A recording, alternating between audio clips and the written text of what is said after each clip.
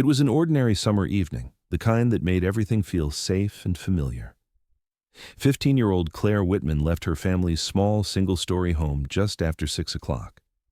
The sun still hung high in the sky, the air heavy but warm, and the streets alive with the dull sounds of children finishing their games before dinner. Claire told her mother she was going to the park. It wasn't unusual. She went often, sometimes to walk alone, sometimes to meet friends. The park was only a few blocks away, and in a town as small as theirs, no one thought twice about a teenager taking a short stroll before nightfall. She wore her favorite denim shorts, a faded t-shirt, and old sneakers that her father said were due for replacement. She carried no bag, no phone, nothing that suggested she'd be gone long. Just a 15-year-old stepping out for a walk, confident she'd be back before dark. Her mother remembered the way Claire casually said, "I'll be home soon," as if there was no reason in the world to worry. That was the last sentence anyone in her family would ever hear from her. Neighbors later said they saw her on the sidewalk, her hair pulled back in a messy ponytail, walking at a relaxed pace. Some recalled her pausing at the edge of the street to wave at a friend's younger sibling riding a bicycle. Others thought they saw her glance down at her sneakers, kicking a pebble along the road. Nobody noticed anything unusual, no car following her, no stranger lurking nearby. By every account, it was just a girl walking toward a park she'd visited dozens of times before. When the sun began to set, her mother expected her to return at any moment. Dinner was served, the table set, but Claire's chair stayed empty. Her parents told themselves she'd lost track of time, maybe talking to someone she knew. An hour passed, then another. By 10 o'clock, worry had set in, and her father was in the car, driving slow laps around the neighborhood, checking the park, scanning the sidewalks. By midnight, they called the police. Officers arrived at the Whitman home, notebooks in hand, faces calm and that way trained to steady panicked parents. They asked the routine questions. What was she wearing? Did she take anything with her? Did she have a reason to run away? Each answer only reinforced how strange her disappearance already seemed. Claire had no money, no bag, no plan, just a short walk to the park. By 1 in the morning, searchlights swept across the park's narrow trails. Neighbors emerged from their houses with flashlights, combing bushes and playground equipment. Police cruisers idled near the basketball courts. It looked like an ordinary night on the surface, but the atmosphere shifted into something tense, electric, and wrong. The park itself wasn't large. A looping jogging trail cut through a patch of trees. A small pond sat at the far end, and a worn playground with a swing set anchored the center. The search turned up nothing. Not a shoe print, not a scrap of clothing, not a single clue to suggest where Claire had gone. Scent dogs brought in at sunrise picked up her trail on the sidewalk near her home, following it toward the park. But once they reached the trail entrance, the dogs lost the scent. It was as if she had walked into the park and vanished. Word spread fast in the small town. By the next morning, dozens of volunteers joined police in the search. Parents kept their children home from school. Reporters arrived, filming segments near the swings, while neighbors whispered theories in low voices. People who had never locked their doors began double-checking them each night. For families who had always felt safe letting their children roam, the rules changed overnight. The Whitmans remained at the park, waiting for answers. Claire's mother clutched a photo of her daughter, showing it to anyone who might have seen her. Her father moved with a kind of restless energy, unwilling to sit still, circling the park again and again, certain he had missed something.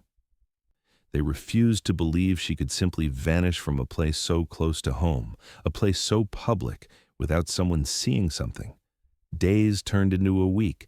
Flyers covered telephone poles, gas stations, and church bulletin boards. Police questioned everyone who had been in or near the park that evening, but each statement came back the same. Nobody saw Claire after she entered. No evidence suggested she'd left by foot, and no one recalled hearing a scream, a struggle, or even a car speeding away. For the first time in years, the quiet town no longer felt safe. Parents drove their kids to school instead of letting them walk. Joggers avoided the park, its trails eerily silent in the mornings. People locked their windows at night, convinced that if Claire could vanish, so could anyone else. The Whitman family clung to hope, but fear weighed heavier with each passing day. Claire had promised she'd be home before dark, but dark had stretched into days, then into silence. What unsettled everyone most was not only her disappearance, but how sudden, how complete, and how close it had been. A teenager had walked into a park just blocks from her home, and no one saw her leave. And in the weeks to come, as searches grew more desperate, the town would discover that what happened to Claire wasn't going to be answered quickly. It was only the beginning of a mystery that would haunt them for years to come. By dawn the next morning, the park no longer felt like a place for children. It had become a search zone, sealed off with yellow tape and lined with patrol cars. Officers from the county sheriff's department joined the local police, their radios buzzing as they coordinated the first full sweep. Volunteers gathered at the community center, signing their names on clipboards, waiting to be divided into groups. They came with flashlights, boots, and bottled water, determined to cover every inch of ground. The air was tense, heavy with the knowledge that time mattered. Detectives reminded everyone that the first 48 hours were critical in a missing person case. The longer Claire remained unaccounted for, the harder it would be to find her. So they moved fast. Volunteers fanned out along the jogging path, some walking shoulder to shoulder through the underbrush, poking at the dirt with sticks, calling her name as though she might answer from somewhere just out of sight. Scent dogs arrived, led by handlers who clipped bright orange vests to their collars. They were given a piece of Claire's clothing from her bedroom, something that still carried her scent. At first, the dogs pulled hard toward the park trail, noses low to the ground. For a moment, it felt like progress, a trail that would lead straight to her. But just as quickly, the dogs stalled. Near the edge of the woods, the scent simply vanished, as if Claire had stopped walking mid-step and disappeared into thin air. Handlers tried again, circling wider, but the result was the same. The trail ended in the park, with no continuation. Detectives ordered ponds within the park to be drained and searched. Divers in wetsuits slipped into the murky water, dragging lines back and forth, their movements slow and deliberate. On the banks, officers watched with grim faces, prepared for the possibility of finding something no one wanted to see. Each time, divers resurfaced empty-handed, there was relief, but also frustration. They dredged every inch, pulled up trash, old bicycles, and fallen branches, but nothing connected to Claire. Helicopters circled overhead, sweeping the area with thermal imaging cameras. From above, searchers hoped to catch a glimpse of movement in the dense tree line, something that might have been missed on foot. The images showed deer, stray dogs, and the ordinary wildlife of the park, but no trace of Claire. At night, the searchlights cut across the dark fields like beacons, visible for miles. To neighbors watching from their porches, the beams of light only made the disappearance feel more surreal. Over the next few days, the search grew larger. State police joined in, bringing specialized units and more resources. Cadaver dogs were introduced alongside the scent dogs, in case what they were looking for was no longer alive. Crews marked off grids with orange flags, sweeping the same areas again and again. Nothing was overlooked. Abandoned sheds, drainage pipes, even hollowed-out tree trunks. Each new place searched ended the same way. Empty. The lack of evidence made detectives uneasy. In most cases, even when a person vanished, there were signs, footprints, dropped belongings, drag marks, something. But here, there was nothing. It was as though Claire had walked into the park and been swallowed whole. As the days stretched into a week, whispers began to spread through town. People asked one another in grocery lines and at church services if they believed Claire was still in the park or if she had been taken out of it. Some were convinced she had been abducted, pointing to the sudden cutoff of the scent trail. Others speculated about hidden dangers within the woods, sinkholes, wild animals, or something worse. Parents began warning their children not to go near the park at all. The Whitman family stayed close to the search command post, watching each update with growing despair. Claire's mother clutched the same photograph she had carried on the first night, showing it to reporters and pleading for information. Her father grew impatient, frustrated with each passing day that yielded nothing. Detectives tried to reassure them, but privately admitted the trail was growing colder. By the end of the second week, the search effort reached its peak. Hundreds of people had combed through the park and surrounding woods. Helicopters had scanned from above. Divers had searched below, and dogs had circled until they were exhausted. Yet, not a single definitive clue had been found. The park was eventually reopened to the public, but it no longer felt like a safe place. The playground remained empty, the jogging paths deserted. Every parent in town kept their children close, their eyes darting at strangers, their minds replaying the unanswered question. If Claire could vanish so quickly, so completely, then how safe was anyone else? The investigation didn't stop, but the intensity of the search faded.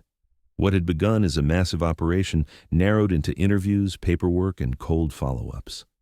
For the people who had spent days scouring the woods, there was an uneasy acceptance. They had looked everywhere and still found nothing. For Claire's family, the silence was unbearable. They returned home to her empty bedroom, her belongings untouched, waiting for a phone call that never came. The park that had once been part of their daily lives became a wound in the center of town. It was no longer a place of recreation. It was a place where a girl had disappeared and where an entire community had come up empty. And in the absence of evidence, a new kind of suspicion began to take hold. If Claire wasn't found in the park, then maybe she never left with strangers at all. Maybe the answers weren't hidden in the woods, but in the people who lived just beyond them. In the days following the failed searches, the focus of the investigation began to shift. With no physical evidence in the park itself, detectives turned their attention to the people who had been there that evening. A missing person case without clues often collapses into suspicion, and Claire's disappearance was no exception. Every face, every recollection, every small inconsistency suddenly became something worth examining. Several witnesses recalled seeing an older man near the swing set just before dusk, a figure who stood out because he seemed to be there alone. Some described him as quiet, others said he appeared to be watching. When police tracked him down, they found he lived only 2 blocks from the park. He was in his 60s, retired, with a reputation for keeping to himself. Neighbors described him as odd, a man who never married and who spent most evenings wandering the park or sitting on the benches feeding birds. Detectives brought him in for questioning, pressing him on where he had been and whether he'd seen Claire that night. He insisted he hadn't, claiming he left before dark and went straight home. His alibi was shaky, no one could confirm it, but officers found nothing suspicious in his house. Still, the man's solitary habits and his presence in the park made him an easy target for neighborhood whispers. Before long, his name circulated in hushed tones, and parents warned their children not to walk past his house. But he wasn't the only one under the microscope.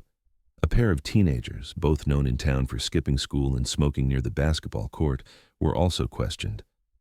Several witnesses remembered seeing them that same night, leaning against the fence, cigarettes glowing faintly in the twilight. Detectives suspected they might have seen something or even been involved. The boys admitted to being there, but swore they left around 7. One claimed he saw a girl on the path who might have been Claire, but couldn't be sure. Their alibis were flimsy, built on each other's word, and their evasive attitudes raised suspicion. Police searched their homes, checked their phones, and interviewed their parents. Nothing tied them directly to Claire's disappearance, but the rumors spread faster than the facts. Some in town became convinced the boys knew more than they admitted. Others believed they had lured her away.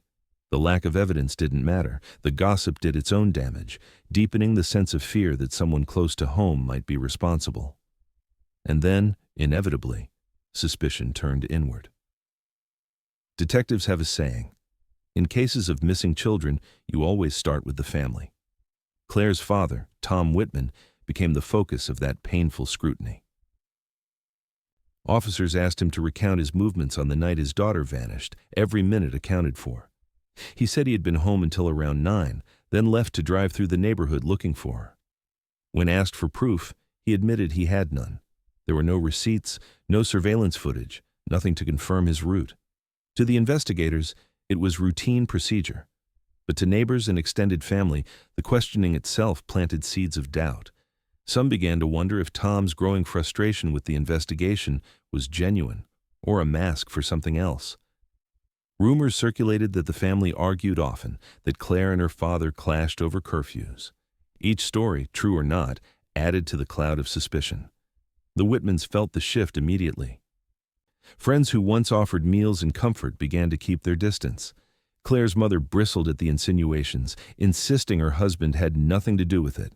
Tom himself grew defensive, frustrated that after weeks of searching, the police seemed more interested in interrogating him than finding his daughter. Detectives pressed on. They canvassed the neighborhood, knocking on doors, asking residents if they had noticed anything unusual that night. A handful of people recalled vague details: an unfamiliar car parked near the entrance of the park, a sound like shouting carried on the wind, but nothing concrete. Every statement contradicted another, and every detail seemed to dissolve under closer inspection. As weeks stretched into months, the investigation began to feel less like a search for answers and more like a hunt for someone to blame. The town was divided, some pointing fingers at the older man, others at the teenagers, and a few at Claire's own father. Fear had hardened into suspicion, and suspicion into paranoia. The park, once a place of laughter and routine, became a place where neighbors eyed one another with distrust. Parents avoided small talk, worried about saying too much. Children were no longer allowed outside without supervision, and those who remembered seeing Claire that night began to doubt their own memories. Did they truly see her on the path, or had their minds filled in the gaps after hearing the news? Despite the hours of questioning, the searches of homes, and the countless interviews, no concrete evidence tied anyone to Claire's disappearance. The older man was eventually cleared. The teenagers were released. Tom Whitman remained under a cloud of quiet suspicion, but police never found anything to justify an arrest. The investigation had circled back to where it began. No suspects, no evidence, only a girl who walked into a park and never returned. Yet the damage was done. Trust in the community fractured. Families looked at each other differently. And for the Whitmans, the realization set in that without answers, suspicion would always linger, gnawing at the edges of their grief. It was in that silence, with no resolution, that the case began to lose momentum. And as detectives prepared to move forward, the leads that once seemed promising would unravel into nothing but dead ends. When weeks turned into months without answers, desperation opened the door to speculation. The police tip line rang constantly, sometimes with legitimate concerns, other times with vague sightings or theories too strange to ignore. Each call brought a flicker of hope, and each follow-up carried the weight of crushing disappointment. One of the first major tips came from a man who claimed he saw a girl resembling Claire at a gas station 2 towns over. He said she looked disoriented, standing near the vending machines as if waiting for someone. He insisted he recognized her from the posters plastered across every storefront.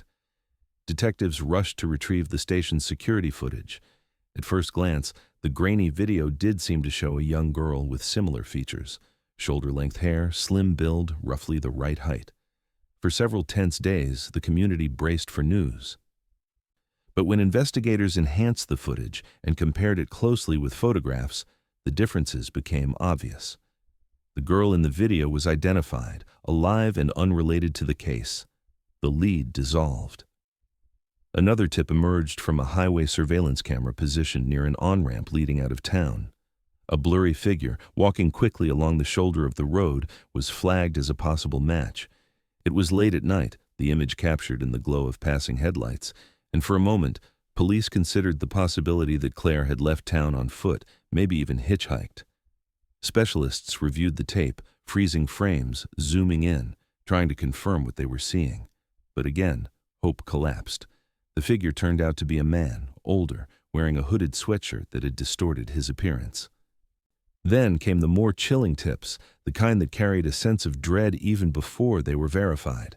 A neighbor reported hearing screams in the direction of the park the night Claire vanished. At first, this seemed like the break investigators needed. The neighbor described the sound as sharp, sudden, and unmistakable. But under closer questioning, their account wavered, the timeline shifted, the memory blurred. They admitted they couldn't be certain it had even been that night. It could have been kids playing, or an argument from a nearby street. The supposed scream was logged, but without corroboration, it led nowhere. More sightings followed in rapid succession. A girl matching Claire's description boarding a bus in a neighboring city, a teenager seen sitting in the back of a pickup truck on a rural road. Even a rumor that she'd been spotted in a shopping mall food court hours away. Each one sparked a brief wave of renewed energy, volunteers ready to mobilize again, families holding their breath for updates. But every single lead, after investigation, collapsed into nothing. The constant cycle of hope and disappointment began to take its toll. For the police, the workload was staggering. Detectives logged each tip, assigned follow-ups, and often returned with nothing but more dead ends. For Claire's family, it was agony. Each new call from detectives sent their hearts racing, each update left them hollow when it failed to deliver. Her mother grew wary of answering the phone, terrified of what she might or might not hear. The broader community, once unified in their search efforts, began to fracture under the weight of uncertainty. At first, volunteers had shown up daily, eager to help. But as time dragged on, fewer people joined the search. The optimism that had fueled the first weeks gave way to a heavy resignation. People whispered in grocery store aisles that maybe Claire had run away, or that she was already gone. Others speculated about darker possibilities, that she had been abducted by someone they all knew, someone still walking freely among them. Without concrete evidence, theories filled the void. Some locals were convinced the police had overlooked something in the park, that she was still there, hidden. Others believed she'd been taken out of town immediately, slipped away before anyone even realized she was missing. The uncertainty became unbearable, and suspicion fell on anyone who seemed the least bit unusual. Neighbors watched one another more closely. A stranger passing through town drew uneasy stares. Even longtime residents felt the sting of distrust. For the Whitman family, each passing week without answers was like another nail sealing them into grief. Claire's bedroom remained untouched, her belongings left exactly as they were. Her father drove past the park every evening, scanning the trails as if she might suddenly reappear. Her mother kept the porch light on, a small signal of hope in the dark. But behind their determination was the quiet knowledge that the case was growing colder by the day. Detectives knew it too. Files stacked higher, reports blurred together, and every promising lead seemed to unravel into the same conclusion. There was nothing solid to hold on to.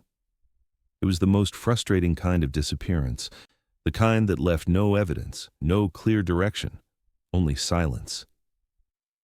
The search that had once consumed the town dwindled into background noise. Patrol cars no longer lined the park, volunteers no longer fanned through the woods, the helicopters were gone, the divers long since packed up. All that remained were posters curling on telephone poles, faded by rain and sun, their edges peeling as if even the paper had grown weary of holding Claire's face. And with each day that passed, one haunting truth settled deeper into the hearts of everyone who had once believed she would come home. If Claire hadn't been found yet, maybe she never would be. By the time autumn rolled in, the Whitman household no longer resembled the one it had been before Claire vanished. What had once been a place of warmth and routine now carried the heaviness of silence. Meals went uneaten, conversations shrank to whispers, and the house itself seemed frozen in the last moment they had seen her walk out the door. Months without answers had begun to gnaw at the family in ways no one could hide. Claire's bedroom remained untouched. Her mother wouldn't allow anyone to change it, not even to open the blinds. The bed stayed unmade. Her sneakers sat by the door, and the posters on her wall curled slightly at the edges as the seasons shifted. For her mother, the room was sacred ground, a shrine to her daughter's presence and a reminder that she was meant to come back. Friends and relatives suggested gently that maybe it would help to tidy things up, but she refused, saying it would be like admitting Claire was never coming home. Her father, Tom, dealt with the absence differently. In the first weeks, he had been restless, constantly moving, constantly searching. But as time wore on and every lead collapsed, his energy seemed to drain away. He grew quieter, slower, and more withdrawn. At night, he sat at the kitchen table, staring at old photographs, a cigarette burning in the ashtray, even though he had quit years earlier. Some nights he drove aimlessly through town, circling the park, stopping at the gas station, retracing every step of that last day, as if he might suddenly notice what he had missed before. The marriage strained under the weight of their grief. Conversations often ended in arguments, not because they blamed each other, but because they didn't know where else to put the pain. Her mother clung fiercely to hope, insisting Claire was out there somewhere, waiting to be found. Her father, though he never said it aloud, carried a darker belief that something irreversible had happened, and they were searching for a ghost. The unspoken divide grew wider with each passing month. Detectives, too, felt the slow erosion of possibilities. With no evidence to ground the case, whispers within the department began to circulate. Maybe Claire had run away. It wasn't uncommon, they reasoned. Teenagers sometimes slipped away without warning, chasing freedom or escape. Some officers pointed out that her lack of belongings didn't necessarily disprove the idea. Plenty of runaways left with nothing. Maybe she had someone waiting for her, someone the family didn't know about. But for the Whitmans, that theory felt like a betrayal. Claire had never been the kind of girl to vanish willingly. She was close to her mother, protective of her younger brother, rooted in friendships that meant the world to her.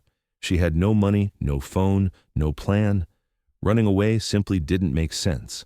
To them, suggesting otherwise was a way of dismissing the gravity of what had happened, a way of closing the case without truly solving it. The family pushed back against the theory, but it lingered in the air nonetheless, casting shadows over every interaction with law enforcement. Each time detectives asked again about Claire's state of mind, about whether she had fought with her parents or expressed unhappiness, her mother bristled. The suggestion made her feel as though the blame was shifting onto their shoulders, as though their daughter's absence was being reframed as a choice instead of a crime. Meanwhile, the support network around them began to fracture. At first, neighbors brought meals and organized prayer circles, but as time dragged on, visits became less frequent. People grew uncomfortable, unsure what to say. Some avoided the family altogether, leaving the Whitmans increasingly isolated. Even relatives who once called daily for updates began to fall silent when there was nothing new to report. The grief, once shared by an entire community, narrowed into the walls of their home. For the Whitmans, every day without answers was another day of torment. Claire's mother replayed their last conversation endlessly, wondering if there had been something hidden in her daughter's tone, some clue she had missed. Tom replayed the search in his mind, obsessing over the trails, convinced he must have overlooked something. Their younger son grew quieter too, lost in the background, struggling to understand why his sister was gone and why the house felt like it was collapsing around him. The case that had once mobilized hundreds of volunteers now existed only in the stacks of police reports and the sleepless nights of the family who lived it.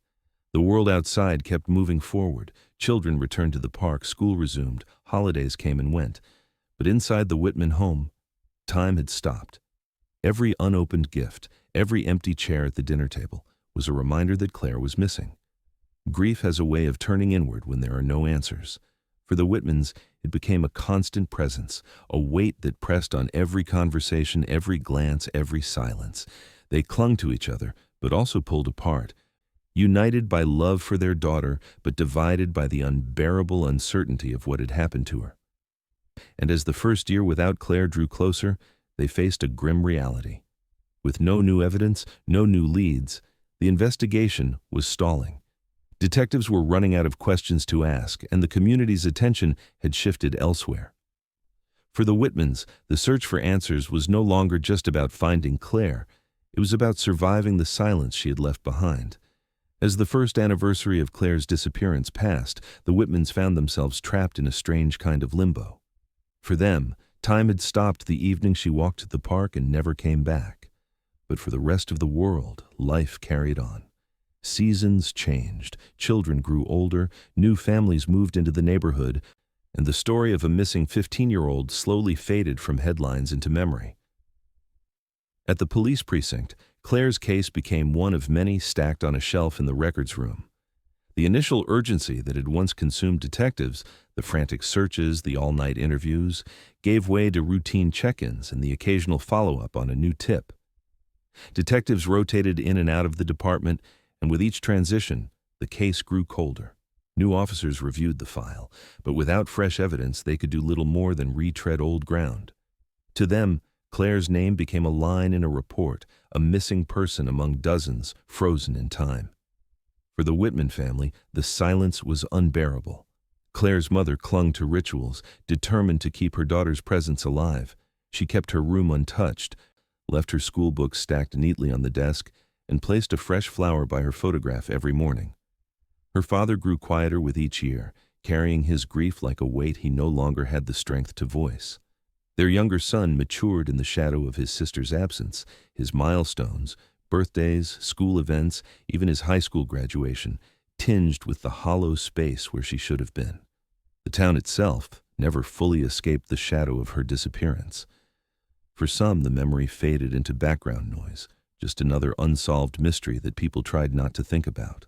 But for others, it lingered. A small group of residents made a tradition of leaving flowers at the park bench where she had last been seen. Each year, on the anniversary, the bench filled with bouquets, candles, and handwritten notes.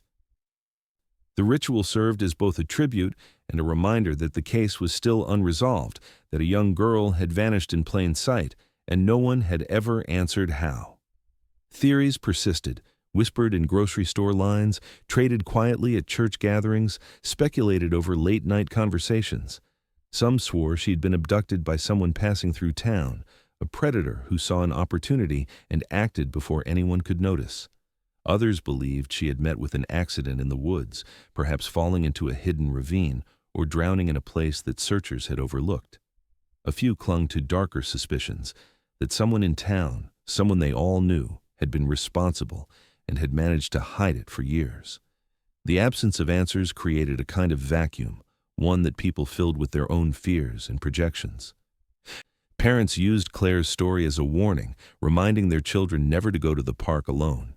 Teenagers dared each other to walk the trail at night, weaving urban legends out of her disappearance. Some claimed to have seen her ghost wandering the path. Others whispered that if you sat on the bench at midnight, you could hear her footsteps in the grass.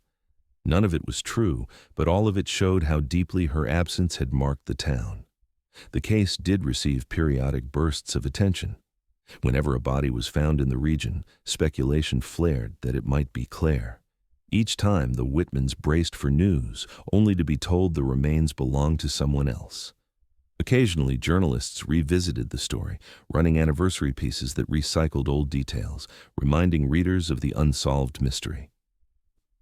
For a few days, the phone rang with tips again, but as always, they led nowhere. The cycle repeated. Hope raised, hope dashed, silence returned. Inside the Whitman home, the years stretched long and heavy. Holidays passed in muted tones. Birthdays were acknowledged but never celebrated with the same joy. A single chair remained empty at the dinner table, and every photograph on the walls seemed to echo with what was missing. Grief became a permanent resident, reshaping the family into something smaller, quieter, and less whole. The park, too, carried its own silence. Children still played there, but parents kept a wary eye on them. Joggers stuck to daylight hours, and few lingered alone after dark. The bench where Claire had last been seen became both a landmark and a wound. Some avoided it altogether, unwilling to confront the memory. Others paused there deliberately, laying flowers or saying a prayer. The bench stood as a quiet reminder that the park was not just a place of recreation. It was the last known footprint of a girl whose story had never been resolved. 6 years passed this way, each one heavier than the last. The Whitmans endured with the hollow kind of strength that comes from having no choice. The police kept the file open, but the investigation was dormant, gathering dust alongside dozens of other cold cases. The town lived with the unease of never knowing what had happened, each theory more unsettling than the last. And then, in the summer of the 6th year, nature itself intervened. A violent storm swept through the town, tearing through power lines, flooding streets and battering the park. Among the wreckage, an old oak tree, towering and rooted for decades, was wrenched from the ground and toppled across the jogging path. Its massive roots ripped through the earth, leaving a crater of torn soil and broken branches. The next morning, joggers passing the park noticed something tangled in the exposed roots, something that didn't belong to the tree or the earth. They stopped, stared, and then made the call that would change the case forever. The storm came without warning, rolling across the horizon on a humid summer night. By dusk, thunder rattled the windows, and sheets of rain blurred the streets.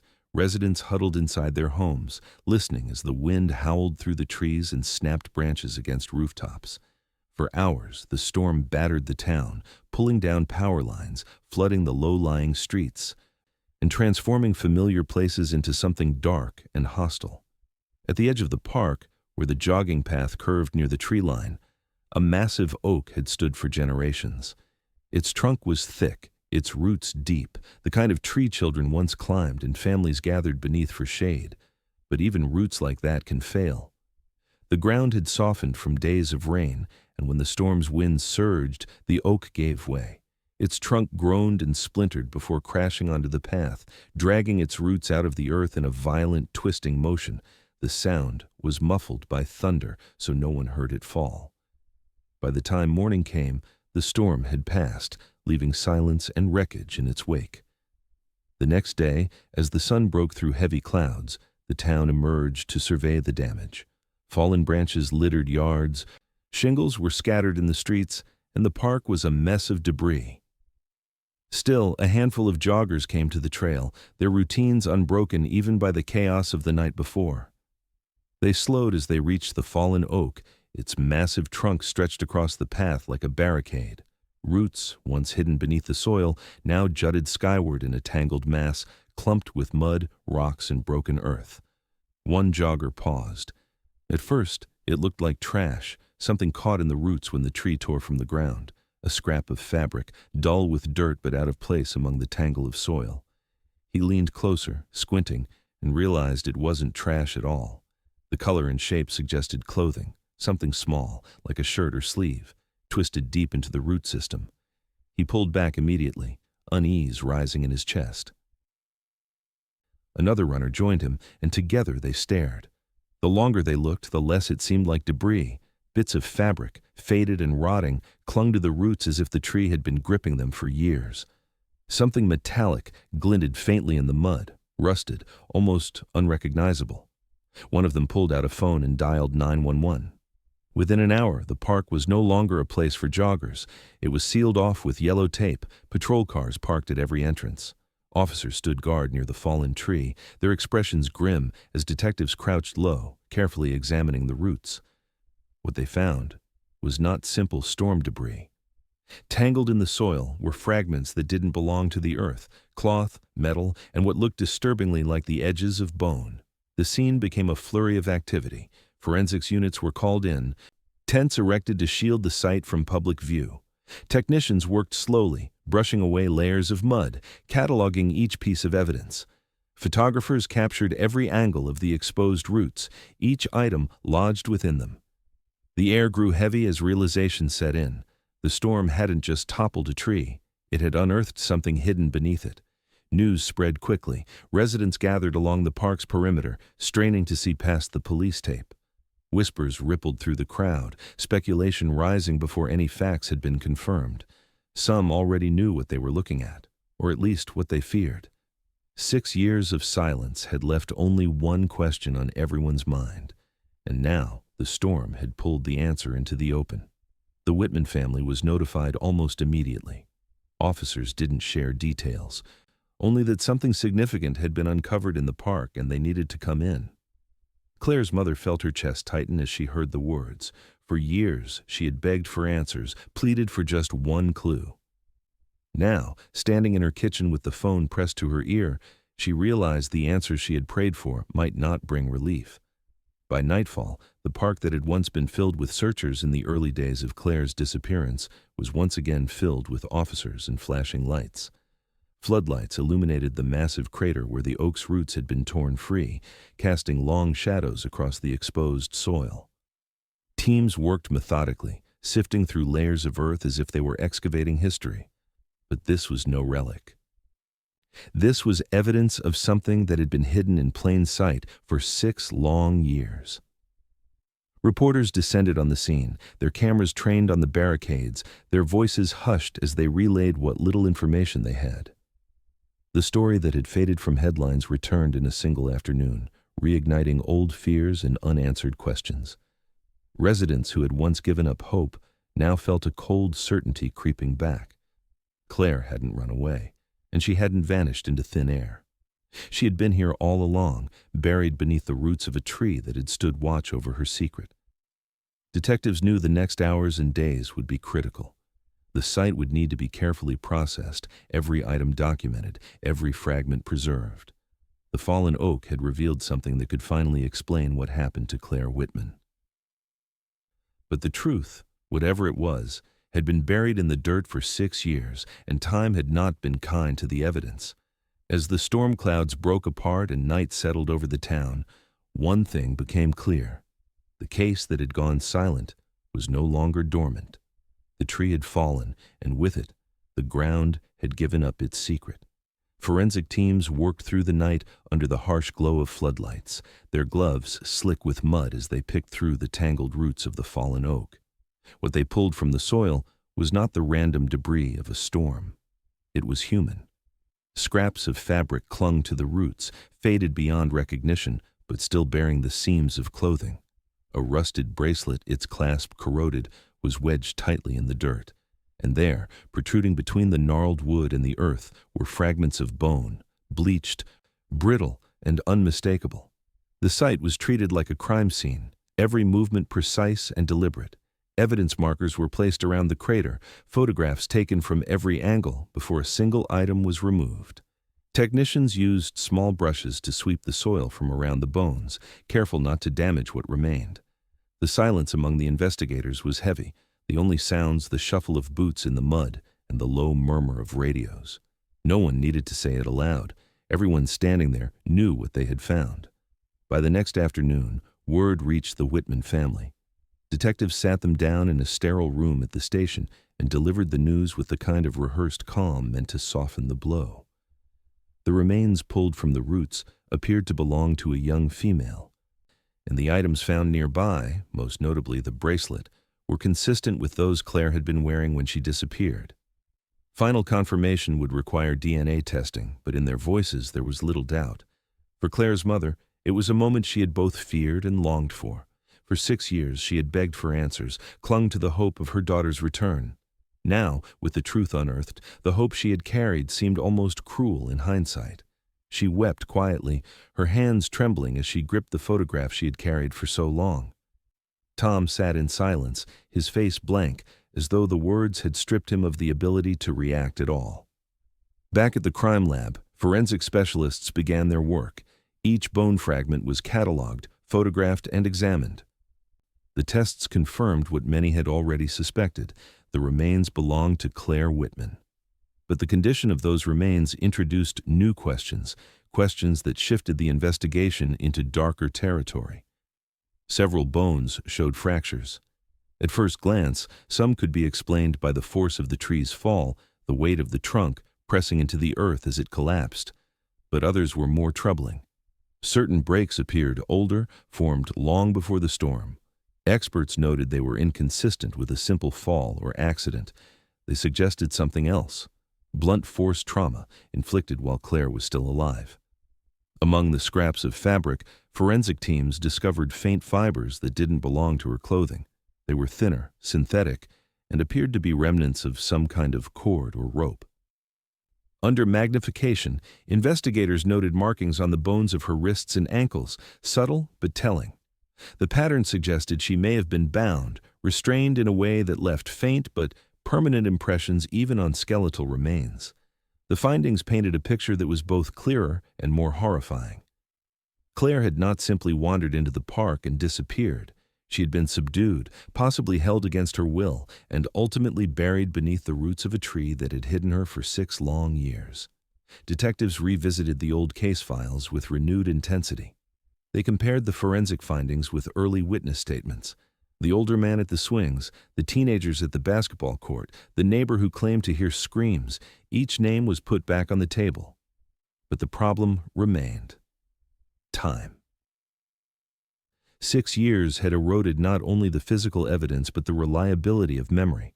Alibis that once seemed suspicious were now impossible to verify. People had moved away, changed phone numbers, even died. Still, the discovery reignited the investigation. For the first time in years, detectives had something tangible to work with. Photographs of the jewelry and fabric were shown to the Whitman family, who confirmed they were Claire's. Forensics teams prepared DNA reports, which came back conclusive. The remains were hers. The community responded with a mix of grief and unease. Vigils were held, candles lit along the park's entrance. People who had once avoided the park returned, leaving flowers at the site where the oak had fallen. But with morning came a darker undercurrent: anger, fear, and suspicion. If Claire had been bound, then someone had done this to her. And if that someone had lived in their town, it meant they had walked among them freely for 6 years. The Whitmans buried what was returned to them, a service small and heavy with silence. For them, there was no closure, only confirmation of what they had already suspected in their hearts. Their daughter had not run away, and she had not vanished into thin air. She had been hidden in the earth, in a place so close they had walked past it countless times. But the case, even with the remains, was far from over. The fractures in the bones, the fibers that suggested restraint, these were clues, but they were also questions. Who had taken Claire into that park? Who had buried her beneath the roots of an oak tree? And how had they gone unseen for so long? As detectives stared at the evidence laid out before them, one thing was clear. The storm had answered where Claire was, but it had also exposed the chilling truth that the question of who was still out there, waiting to be solved. The discovery of Claire's remains reignited a case many believed had been permanently sealed in silence. For 6 years, detectives had stared at empty files and unanswered questions. Now, with bones, fabric, and jewelry recovered from beneath the oak, the investigation was no longer theoretical. There was a body, there were injuries, and there was the undeniable proof that Claire hadn't vanished into thin air. She had been there, in the park, all along. Detectives pulled the case file from storage, spreading the pages across long tables in the precinct's conference room. Every lead that had gone cold, every witness statement that had been dismissed, was brought back into focus. Officers highlighted names that had once been central: the older man seen by the swing set, the teenagers smoking near the basketball court, the neighbor who claimed to hear screams, even Claire's father, who had fallen under suspicion in the early weeks. Each person was scheduled for new interviews, the weight of fresh forensic evidence pressing behind every question. The older man, now frailer, was brought in again. He repeated what he had said years before. He had left before dark, walked home alone, and had seen nothing. Time had done little to change his story, but detectives noted his unease. They pressed him about the possibility of seeing Claire that evening, about whether he had returned to the park later in the night. Still, nothing tied him directly to the remains beneath the oak. The teenagers, now in their 20s, were also summoned. They sat in interrogation rooms, nervously recalling the night when they had leaned against the chain-link fence, cigarettes in hand. Their answers were hazy, their memories fractured by time, but one detail stood out. Both admitted hearing a sharp sound from the woods. At the time, they dismissed it as kids shouting or a branch snapping. But now, 6 years later, the detail carried new weight. Still, without evidence, it was speculation at best. Detectives re-examined the park itself with new technology. Ground-penetrating radar was rolled across the trails, its sensors probing beneath the surface in search of anomalies. The radar revealed voids and disturbances in the soil around the area where the oak had once stood, suggesting the ground had been disturbed long before the storm. To investigators, it confirmed what the forensic evidence already hinted. Claire's body had been deliberately placed there, hidden beneath the roots of a living tree. The chilling realization began to settle in.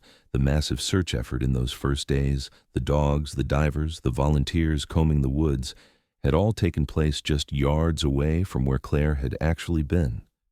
Searchers had walked within feet of her final resting place, unaware that the ground beneath them concealed the very thing they were looking for. Detectives pored over early search logs, desperate to understand how she had been missed. They noted that cadaver dogs had been brought in, yet the scent had vanished at the park entrance. Now they wondered if the depth of the burial, combined with the natural masking of the oak's roots, had been enough to hide her presence. Experts explained that decomposition gases can dissipate differently depending on soil composition and root structures. It was possible, likely even, that Claire had been invisible to the very tools designed to find her. The new theory emerged quietly at first, then with growing certainty. Claire may never have left the park at all. She hadn't been whisked away by a stranger in a car or vanished into some distant place. She had been subdued and hidden where no one thought to look, her body placed beneath a tree whose roots would shield her for years. It wasn't just haunting. It was devastating. The searchers who had once reassured the Whitmans that the park had been cleared now realized they had unknowingly walked past the truth.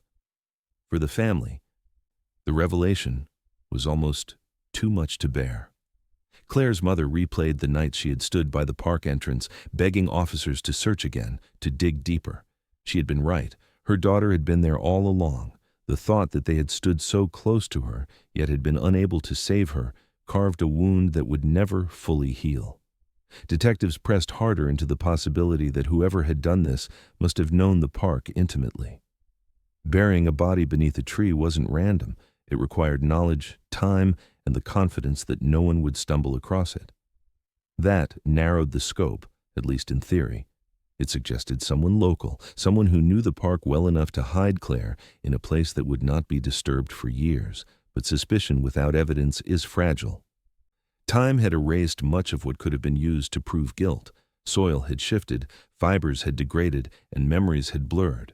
The leads that once felt promising unraveled under the pressure of time.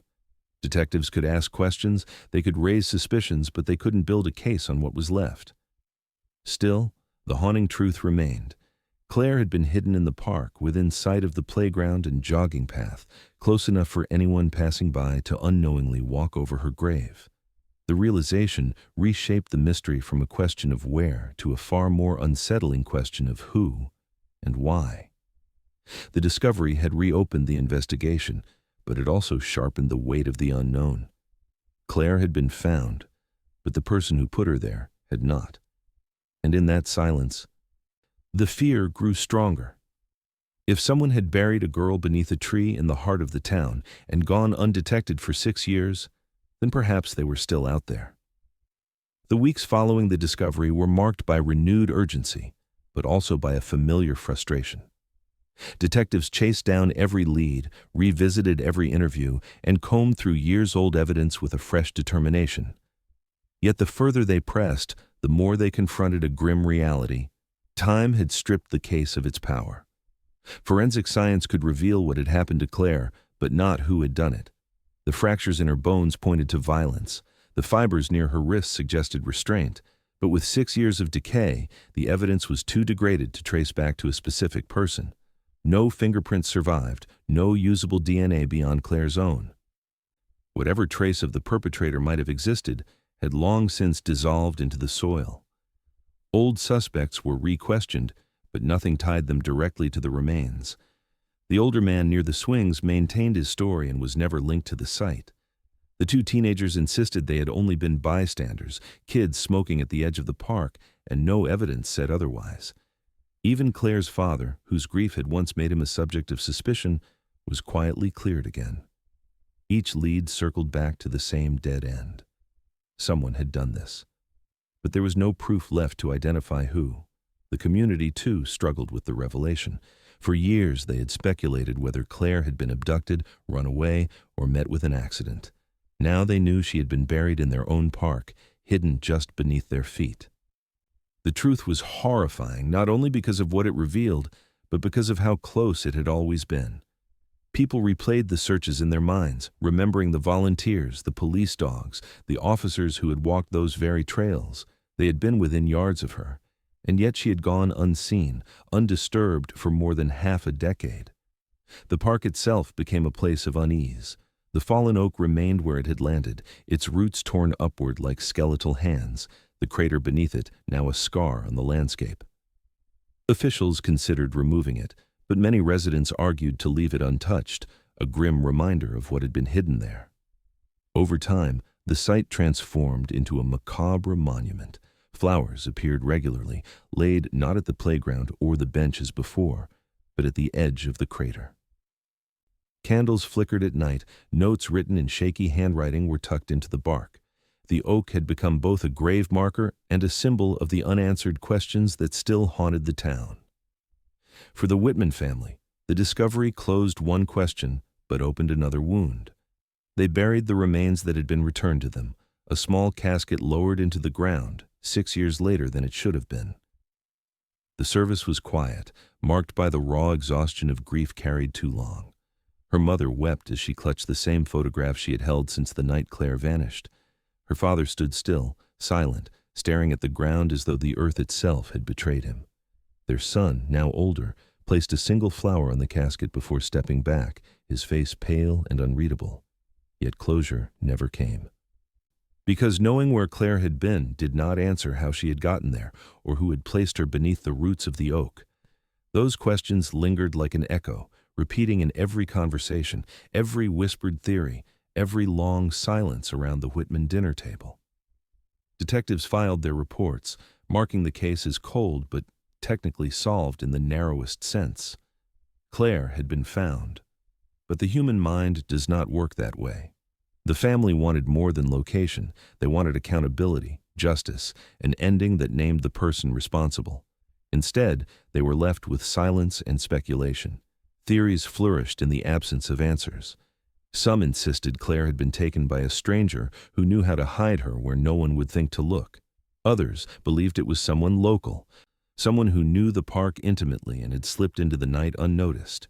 Still others whispered that the investigation itself had failed, that mistakes had allowed the truth to rot beneath the soil for 6 years. None of these theories could be proven. Each was as plausible as the next. The fallen oak remained. Children avoided it.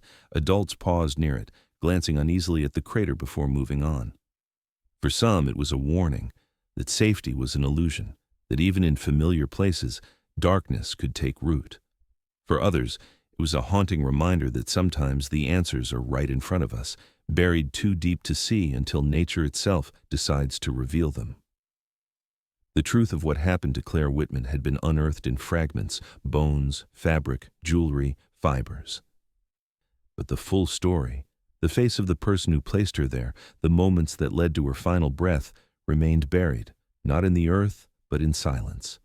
And as years stretched on, one reality became clear. Some mysteries are not solved by investigation, but by time. And in Claire's case, time had already taken everything.